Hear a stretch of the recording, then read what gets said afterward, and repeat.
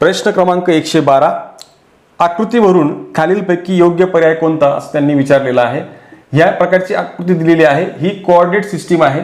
आपल्या Cartesian coordinate system मध्ये हा फर्स्ट क्वाड्रंट, हा सेकंड क्वाड्रंट असतो, हा थर्ड क्वाड्रंट आणि हा फोर्थ क्वाड्रंट असतो। या चारही क्वाड्रंट पैकी पहिल्या क्वाड्रंट मध्ये सगळे व्हॅल्यूज पॉझिटिव्ह असतात।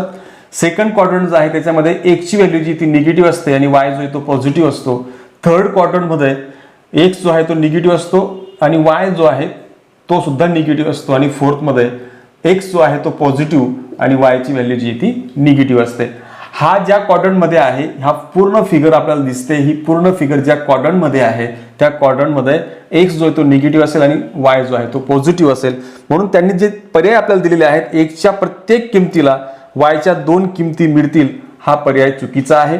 त्यानंतर धन x साठी y हा ऋण आहे, हा देखील पर्याय जो आहे तो चुकीचा आहे, कारण इथे x ऋण असताना y धन येतोय, त्यामुळे ते होऊ शकत नाही। त्यानंतर तिसरा पर्याय, x च्या कोणत्याही ऋण किमतीसाठी y हा नेहमीच धन असणार आहे, म्हणजे हे बरोबर आहे। बघा y तुम्ही x वरचा कुठलीही व्हॅल्यू घ्या, x हा या ठिकाणी निगेटिव्ह आहे, इकडेच्या व्हॅल्यू तो निगेटिव्ह असतात, 0 नंतरच्या व्हॅल्यू पॉझिटिव्ह असतात। इथून तुम्ही y कुठलाही घेतला आणि याच्यावरचा कुठलाही पॉईंट घेतला तर तुम्हाला y जो आहे तो ऑलवेज पॉझिटिव्ह मिळणार आहे। म्हणून पर्याय क्रमांक 3 जो आहे तो आपला अचूक पर्याय आहे।